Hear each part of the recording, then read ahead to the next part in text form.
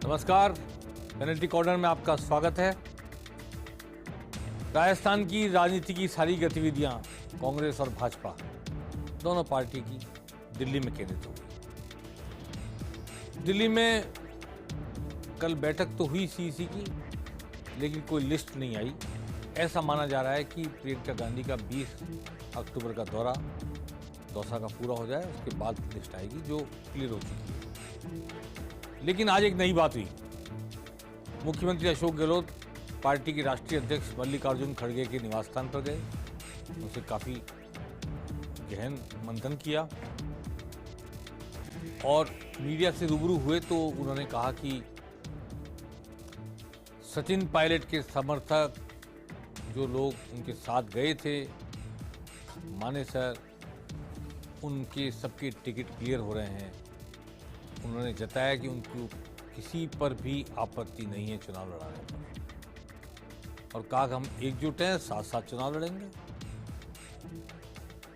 यही बात सचिन पायलट ने भी कही। दौसा आए थे जहां कल प्रियंका गांधी की सभा होनी है, उस स्थल पर निरीक्षण करने, देखने, और उन्होंने कहा कि हम सब एकजुट हैं, साथ साथ चुनाव लड़ेंगे, लेकिन मुख्यमंत्री कौन बनेगा विधायक दल तय करेगा, आला कमान तय करेगा। आइए सबसे पहले सुनते हैं अशोक गहलोत ने क्या कहा। हम सब एकजुट हैं। जब उनके साथ लोग गए थे, उनके टिकट सब क्लियर हो रहे हैं करीब करीब। उससे बड़ा उदाहरण क्या मैं दे सकता हूँ आपको। एक टिकट पे भी मैंने ऑब्जर्वेशन नहीं किया हो मीटिंग के अंदर। उससे अंदाज कर लीजिए कितनी प्रकार हमारी कितनी प्यार मोहब्बत आपस के अंदर है। अंदाज लगाइए कितनी प्यार मोहब्बत हो गई है दोनों को एक दूसरे से। आज अजय माकन से भी मिलने गए अशोक गहलोत, जो कोषाध्यक्ष हैं पार्टी के। नेचुरली चुनाव है तो कोषाध्यक्ष से तो मिलना ही होगा। फिर सचिन पायलट दौसा गए, वहाँ भी कल होने वाली प्रियंका गांधी की सभा स्थल का निरीक्षण करने के बाद उन्होंने भी कुछ कहा। आइए सुनते हैं। कल हम सबके नेता प्रियंका जी की एक आम सभा है। चुनाव घोषित हो चुके हैं और आचार संहिता लगने के बाद ये पहली मीटिंग प्रियंका जी की है और सिकराय में दौसा में वो आ रही हैं। एक बहुत ही विशाल जनसभा होने जा रही है और आज भी हम लोग मिलकर चुनाव लड़ रहे हैं और हमारी जो एकजुटता और ताकत है उसको देखकर बीजेपी के अंदर बहुत गड़बड़ाहट है। हर बार जो परिपाटी इतिहास में रही है, हर प्रदेश में चुनाव लड़ने के बाद विधायक जो जीत कर आते हैं वो निर्णय करते हैं और पार्टी का जो लीडरशिप होती है, हाईकमान होता है, वो निर्णय करता है कि कौन विधायक दल का नेता बनेगा। ठीक यही 2018 में हुआ था और वही दोबारा 23 में, न सिर्फ इस प्रदेश में, हर प्रदेश में यही किया जाएगा। ठीक यही 2018 में हुआ था, आगे भी यही होगा। अब मैं फिर चलता हूं। मुख्यमंत्री अशोक गहलोत ने आज दिल्ली में कार्यकर्ताओं से भेंट की, पार्टी के कार्यकर्ताओं से। बहुत सारे कार्यकर्ता दिल्ली गए हुए हैं, टिकटार्थियों के साथ गए हुए हैं, अपने मन की बात कहने के लिए गए हुए हैं। अशोक गहलोत जब वहां गए के पास, जब कार्यकर्ता गए तो मुख्यमंत्री ने उनसे कहा कि भाई बहुत सी गलतियां हुई है, कई फैसले समय पर नहीं ले पाए, सारे काम एमएलएज के हाथों चले गए, एमएलएज ने काम किया नहीं किया, अब आप इसको भूल जाइए, कार्यकर्ताओं के लिए मैं कुछ नहीं कर पाया ज़्यादा, इसको भूल जाइए और पार्टी को जिताइए। अगली बार ऐसा नहीं होगा कि सब कुछ एमएलए के हाथ में दे दिया जाएगा। एमएलए ही पद भी तय करेंगे पार्टी के संगठन के, और एमएलए प्रशासनिक अधिकारियों की नियुक्ति, पोस्टिंग, ये सब तय करेंगे। ऐसा अब नहीं होगा। कार्यकर्ताओं के साथ जो कुछ हुआ वो रिपीट नहीं होगा। आइए सुनते हैं क्या कह रहे हैं अशोक गहलोत।